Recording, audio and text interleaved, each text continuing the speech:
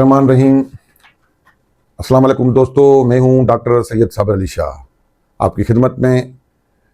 अब सुनने में ये आ रहा है कि ईरान और अमेरिका अपने डालास बैकडोर डिप्लोमेसी जिसका सेहरा पाकिस्तान पर जाता है और उसके अलावा कतर, मिस्र और मुख्तलिफ ममालिक ने अपना किरदार अदा कर रहे हैं कि किसी तरीके से इस जंग को रोका जाए।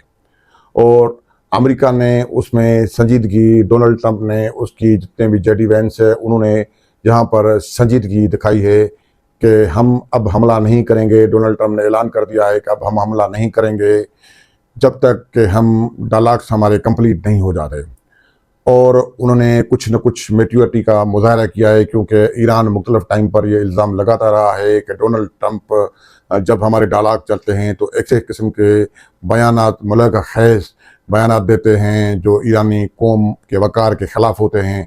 वो हमें इंस्टिगेट करते हैं और वो अपना नेतन्याहू के उस अपना के चक्कर में फंस जाते हैं। और नेतन्याहू नहीं चाहता है कि ये जंग किसी सूरत हाल में ख़त्म हो जाए, क्योंकि हालिया दौर में आपने देखा कि नेतन्याहू 1-to-1 मुलाकात डोनाल्ड ट्रंप से उन्होंने मुलाकात की और उन पर बोला कि आप ईरान पर एटॉमिक जो है स्ट्राइक करें, जबकि बहुत सारे जो है जेडी वैंस थे उसने भी इसकी मुखालफत की और अमेरिका के खुद जनरल्स थे उन्होंने भी इस मुखालफत की। उन्होंने कहा कि हमारे पास जो एयर डिफेंस सिस्टम है, थार्ड या जो मुख्तलिफ जो है एयर डोम्स या मुख्तलिफ किस्म का जो डिफेंस सिस्टम है हमारा ख़त्म हो गया है। हमारे डिफेंस, हमारे मिसाइल ख़त्म हो गए हैं, अब हम इस पोजीशन में नहीं रहे हैं।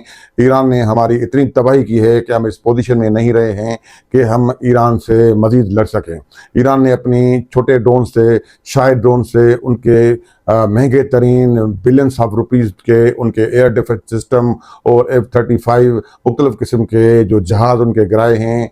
और उनके अलावा जो उनका जो है केयर अपना जो है जो था अपना उनका जो है बहरी जहाज़ था इब्राहिम लिंकन, जिस पर वो जहाज़, बहुत सारे जहाज़ से वो हमला कराया था, वो भी इब्राहिम लिंकन भी शदीद उस पर हमले हुए, वो भी जो है अब इब्राहिम लिंकन भी पीछे हट गया है। सारी सूरत हाल में जियोपॉलिटिकल सूरत हाल ये है कि ईरान अभी भी ये कह रहा है कि मैं इस MOUs को नहीं मानता, क्यों से शुरू से ही जब भी संजीदा हुए हैं हम सफारतकारी का रास्ता बंद नहीं कर रहे। हम सफारतकारी करना चाहते हैं, हम लड़ना नहीं चाहते, लेकिन जब भी हम सफारतकारी पर बैठे हैं 3 से 4 बार अमेरिका ने हमारे ऊपर हमले किए हैं, हमारे इनोसेंट लोग मारे हैं, हमारी जो है लीडरशिप जो है उनको शहीद किया है। शहीद अली खामनाई को कत्ल किया है, उसके अली लारेजानी, बहुत सारे हमारे लोग और मिनाब के बच्चों को शहीद किया है। ये ईरानी बच्चों का और ईरानी कौम का कातिल है। और उसके अलावा वो ईरान की तहज़ीब की मुख्तलिफ वक्तों में उनकी ऐसे हतक आमेज़ अल्फाज उसकी तहज़ीब के बारे में, उसके लोगों के बारे में बोलते रहे हैं। कोई भी बागैरत अजीम और बावकार कौम कभी भी बर्दाश्त नहीं कर सकती ये चीज़ें। ईरान अभी वो फुल जो है अपना जो है वो हार्ड लाइनर बना हुआ है सारी सूरत हाल में।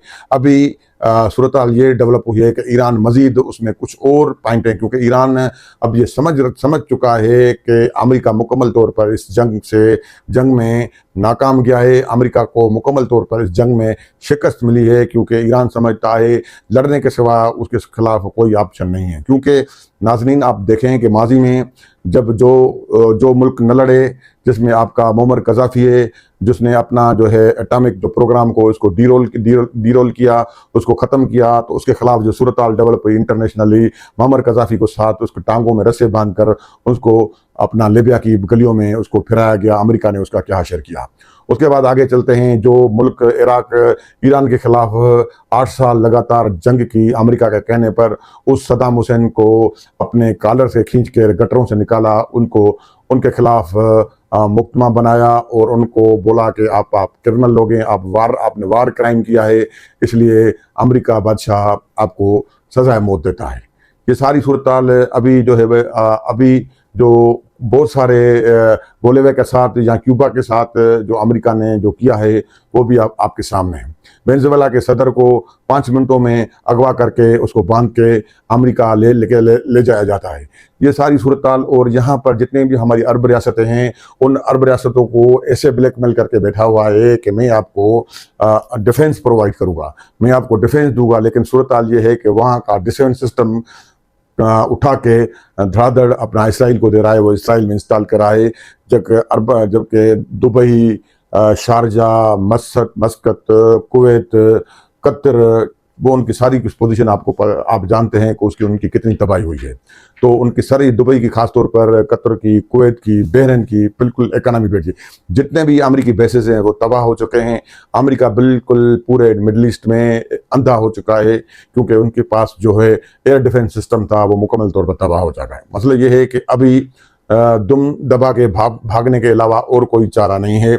लेकिन जो है डोनाल्ड ट्रंप कह रहा है कि मैं कुछ ना कुछ यहाँ से अचीव करके जाऊँ, क्योंकि मैं फेस सेविंग करके जाऊँ। मेरा सितंबर में जो इंतखाबात हैं, जो उस इंतखाब में बताऊँ कि मैंने ये अचीवमेंट किया। लेकिन मैं समझता हूँ कि जितना वो हाथ पैर मार रहा है, इस जंग में मजीद धंसता जा रहा है। इसलिए अमेरिका के डिप्लोमेट्स, जर्नल और वहाँ की जो सिविल सोसाइटी का भी प्रेशर डोनाल्ड ट्रंप पर आहिस्ता आहिस्ता बढ़ता जा रहा है।